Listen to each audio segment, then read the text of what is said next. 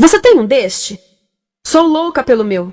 Na verdade, adoro todas as minhas coisas. Já se perguntou de onde vêm todas as coisas que compramos e para onde vão quando nos desfazemos delas? Não conseguia deixar de pensar nisso, por isso quis saber mais sobre o assunto. E os livros diziam que as coisas se deslocam ao longo de um sistema.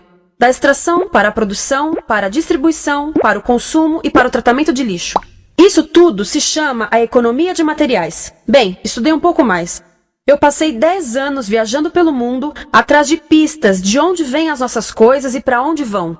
E sabe o que eu descobri? Esta não é toda a história. Falta muita coisa nessa explicação.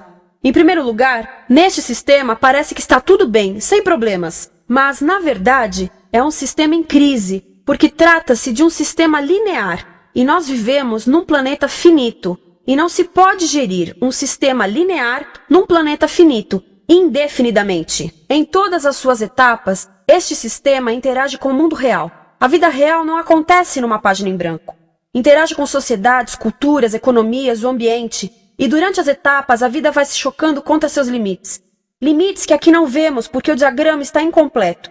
Então voltemos atrás para preencher alguns espaços e ver o que falta. Uma das coisas mais importantes em falta são as pessoas. Sim, pessoas. As pessoas vivem e trabalham em todas as etapas desse sistema, onde algumas são um pouco mais importantes que outras. Algumas têm maior poder de decisão. Quem são elas? Comecemos pelo governo. Meus amigos dizem que eu devia usar um tanque para simbolizar o governo. E isso é uma realidade em muitos países, e cada vez mais também no nosso. Afinal, mais de 50% dos nossos impostos vão para os militares. Mas vou usar uma pessoa para simbolizar o governo, porque acredito nos valores e na visão de que o governo deve ser das pessoas, pelas pessoas, para as pessoas. A função do governo é olhar por nós, cuidar de nós. Esse é o seu trabalho. Depois vem as corporações. O que leva as corporações a parecerem maiores que o governo é porque elas são maiores que o governo. Atualmente, entre as 100 maiores economias da Terra, 51 são corporações.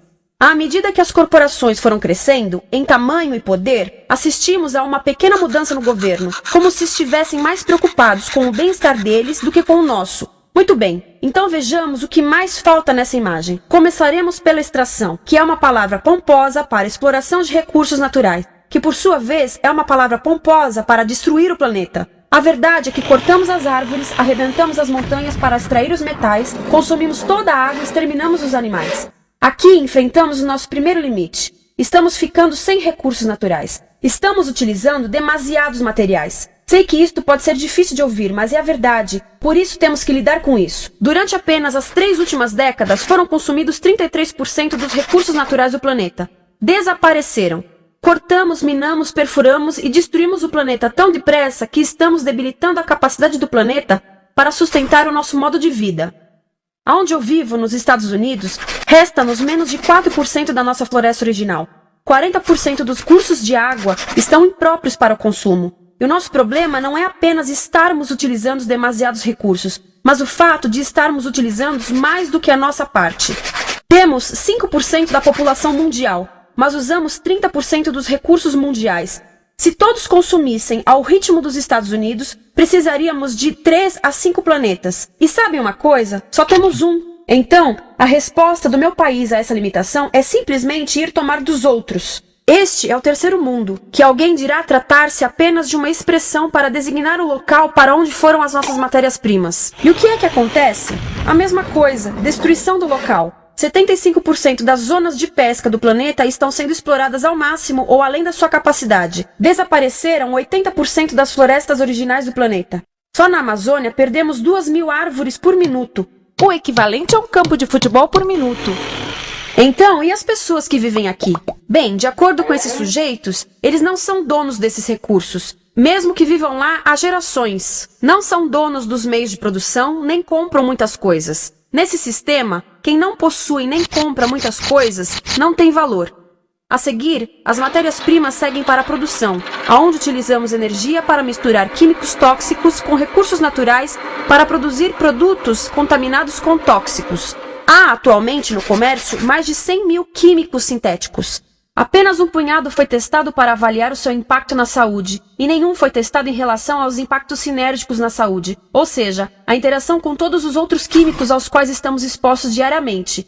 Por isso, desconhecemos o impacto total deles na saúde e no ambiente. Mas sabemos uma coisa: os tóxicos entram e saem. Enquanto continuarmos a introduzi-los nos nossos sistemas de produção industrial, continuaremos a inserir esses tóxicos nos produtos que levamos para nossas casas, trabalho e escolas, e claro, para nossos corpos. Como os BFRs, ou retardantes de incêndio à base de brometo, que tornam as coisas mais resistentes ao fogo, mas são super tóxicos. São neurotóxicos, ou seja, tóxicos para o cérebro. O que é que estamos fazendo usando esses químicos? Apesar disso, os usamos em nossos computadores, eletrodomésticos, sofás, colchões e até alguns travesseiros. Sim, pegamos nossos travesseiros, os revestimos com neurotoxinas, levamos para casa e dormimos por 8 horas com eles. Não sei, mas acho que num país com tanto potencial, poderíamos ter uma maneira melhor de evitar que as cabeças peguem fogo à noite. Sabia que essas toxinas vão se acumulando ao longo da cadeia alimentar e se concentram nos nossos corpos? Sabe qual é o alimento do topo da cadeia alimentar com o nível mais elevado de químicos tóxicos? O leite materno. Isto significa que os menores membros das nossas sociedades, os nossos bebês, recebem as maiores doses de químicos tóxicos das suas vidas a partir do leite das suas mães. Não acha que é uma incrível violação? A amamentação deveria ser o mais importante ato humano de nutrição. Deveria ser algo sagrado e seguro.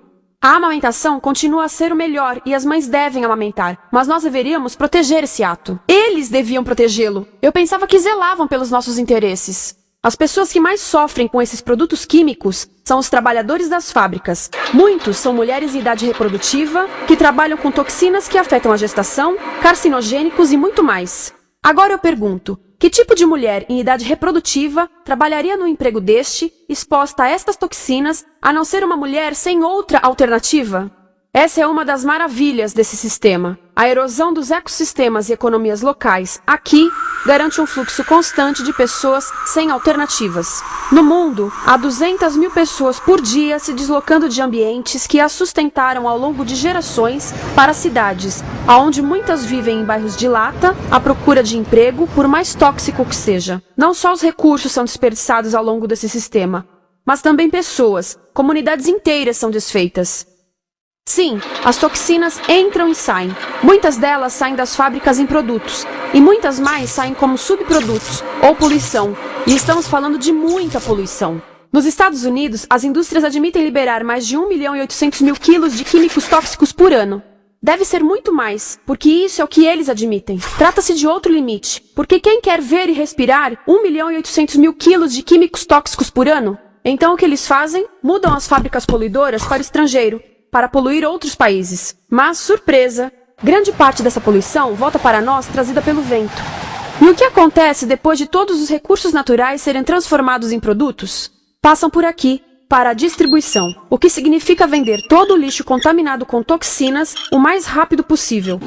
Aqui, o objetivo é manter os preços baixos, com as pessoas comprando os produtos em constante movimento. Como eles mantêm os preços baixos? Pagam salários baixos aos trabalhadores das lojas e restringem o acesso aos seguros de saúde sempre que podem. Tudo se resume em exteriorizar os custos. O verdadeiro custo da produção não se reflete no preço. Em outras palavras, não pagamos aquilo que compramos. Outro dia estive pensando nisto. Ia a caminho do trabalho e queria ouvir as notícias. Por isso entrei numa loja para comprar um rádio. Encontrei um pequeno rádio verde engraçado que custava $4,99. Na fila do caixa pensei, como $4,99 podem refletir o custo da produção e transporte desse rádio até ele chegar nas minhas mãos? O metal deve ter sido extraído na África do Sul. O petróleo provavelmente do Iraque.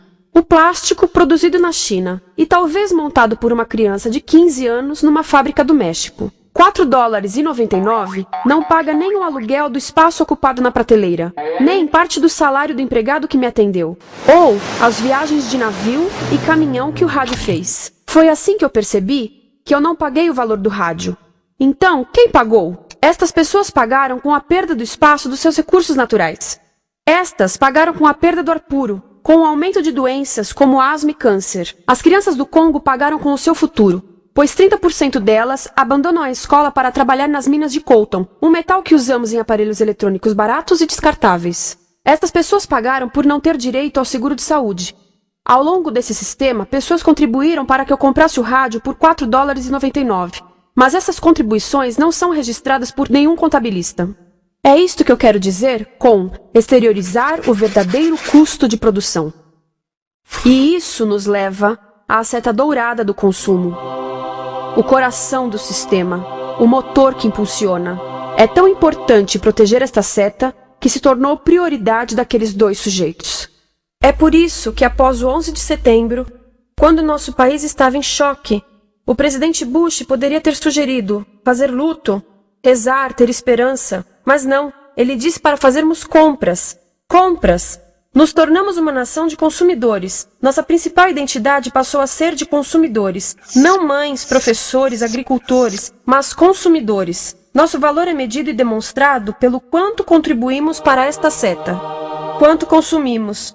Não é isso que fazemos? Compramos, compramos, compramos. Manter os produtos circulando. E como circulam?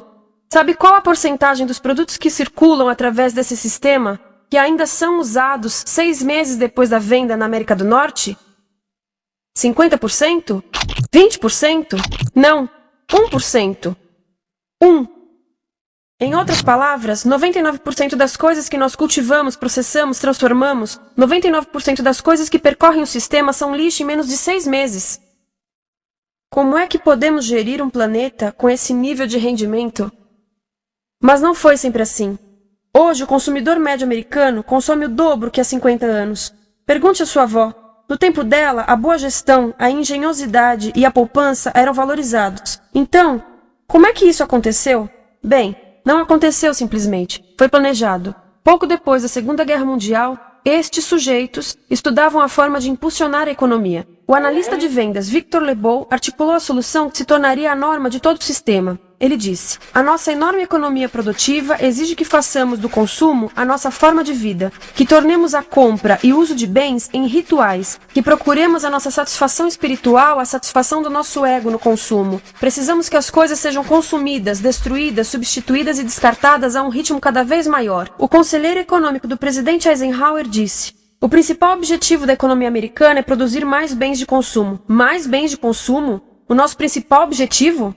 Não é providenciar cuidados médicos, ou educação, ou transportes seguros, ou sustentabilidade, ou justiça? Bens de consumo? Como é que eles nos fizeram adotar esse sistema de forma tão entusiástica? Bem, duas das suas estratégias mais bem-sucedidas são a obsolescência planejada e a obsolescência perceptiva. A obsolescência planejada é uma outra forma de dizer criado para ir para o lixo. Eles fazem as coisas de modo que sejam inúteis tão rápido quanto possível para jogarmos fora e voltarmos a comprar. Isso é óbvio em sacolas ou copos de plástico, mas verifica-se isso em coisas maiores como esfregões, DVDs, máquinas fotográficas, churrasqueiras, quase tudo. Até computadores. Já reparou que quando compra um computador, a tecnologia muda tão rápido que em poucos anos se torna quase um impedimento para a comunicação? Fiquei curiosa e abri um desses computadores para ver o que tinha dentro. E descobri que a peça que se muda a cada ano é apenas uma pecinha no canto. Mas não se pode mudar apenas essa peça, porque cada nova versão tem um formato diferente. Tem que jogar tudo fora e comprar um novo. Estive lendo sobre o design industrial da década de 50, quando a obsolescência planejada começou a aparecer. Esses designers eram muito claros sobre o assunto. Chegavam a debater quão rápido conseguiam que um aparelho avariasse, mas de modo que o consumidor mantivesse fé suficiente para ir comprar outro. Foi tão intencional, mas as coisas não avariam suficientemente rápido para manter essa seta funcionando.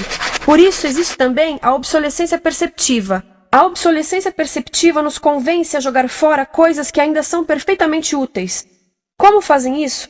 Mudam a aparência das coisas. Por isso, se comprou suas coisas há alguns anos, todos percebem que você não tem contribuído para essa seta. E como o nosso valor depende da nossa contribuição para essa seta, isso pode ser embaraçoso. Por exemplo, se eu tiver o mesmo monitor de computador gordo e branco na minha mesa por 5 anos e a minha colega tiver comprado um computador novo, ela vai ter um monitor plano brilhante que combina com o computador, com o celular e até com as canetas. Ela parece estar operando uma nave espacial e eu pareço que tenho uma máquina de lavar na mesa.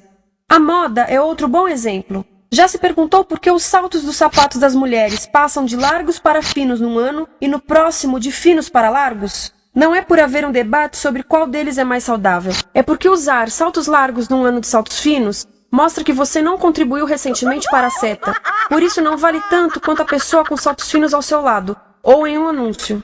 É para comprarmos sapatos novos. A publicidade e a mídia em geral têm um papel importante nisto. Cada um de nós nos Estados Unidos é bombardeado com mais de 3.000 anúncios por dia. Vemos mais publicidade num ano do que as pessoas há 50 anos viam em toda a vida. Qual é o objetivo de um anúncio se não nos fazer infelizes com o que temos?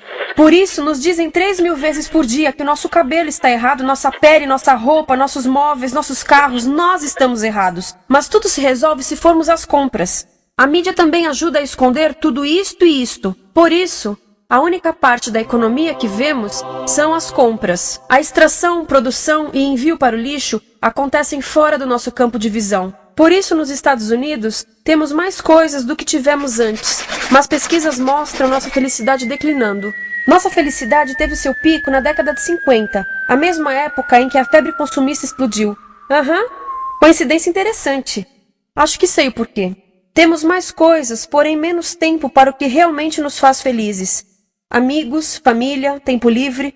Estamos trabalhando mais do que nunca. Analistas dizem que não temos tão pouco tempo livre desde a sociedade feudal. E sabem quais são as duas atividades que mais fazemos no pouco tempo livre que temos? Ver televisão e fazer compras. Nós, americanos, passamos 3 a 4 vezes mais tempo comprando do que os europeus. Assim, nessa situação ridícula, vamos trabalhar talvez em 2 empregos, e quando chegamos em casa exaustos e sentamos no sofá novo para ver televisão, os anúncios dizem que não prestamos, então vamos às compras para nos sentirmos melhor. Depois trabalhamos mais para pagar o que compramos e chegamos em casa mais cansados, vemos mais televisão que nos diz para fazermos compras outra vez. E estamos nesse ciclo de trabalhar, ver, comprar, e podíamos simplesmente parar. Então, no final, o que acontece a todas essas coisas que compramos? Nesse ritmo de consumo, não cabe tudo em casa, apesar do tamanho médio das casas ter duplicado nesse país desde os anos 70. Vai tudo pro lixo, e isso nos leva ao tratamento do lixo. Essa é a parte da economia de materiais que conhecemos melhor, porque nós temos de levar o lixo até a esquina. Cada americano produz 2 quilos de lixo por dia, o dobro do que fazíamos há 30 anos. Todo esse lixo ou é despejado num aterro, que é um grande buraco no chão, ou ainda pior, primeiro é incinerado e depois despejado no aterro. As duas formas poluem o ar, o solo, a água, sem esquecer que alteram o clima. A incineração é realmente ruim. Lembra daqueles tóxicos da fase da produção? Bem, queimar o lixo libera esses tóxicos no ar. Pior ainda, produz supertóxicos novos, como a dioxina. A dioxina é a substância mais tóxica feita pelo homem, e os incineradores são a principal fonte de dioxina. Isso significa que podemos parar a principal fonte da mais tóxica substância conhecida e feita pelo homem, simplesmente parando de queimar o lixo. E podemos parar hoje. Algumas empresas não querem criar aterros e incineradores aqui. Por isso, também exportam os resíduos. Então, e a reciclagem?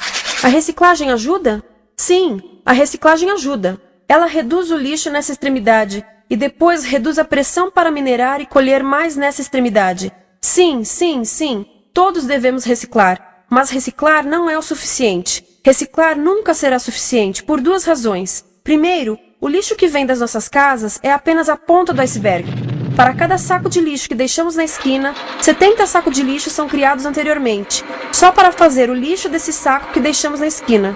Assim, mesmo que pudéssemos reciclar 100% do lixo das nossas casas, não se chegaria ao coração do problema. Além disso, grande parte do lixo não pode ser reciclado, ou porque contém demasiados tóxicos, ou porque é criado de início para não ser reciclável. Como aquelas caixas de suco, que têm as camadas de metal, papel e plástico, todas coladas. Não dá para separar essas camadas para reciclá-las. Como se vê, é um sistema em crise. Por todo o percurso, estamos batendo em limites, do clima em mudança ao decréscimo da felicidade. Simplesmente não está funcionando. Mas a parte boa de um problema tão generalizado é haver tantos pontos de intervenção.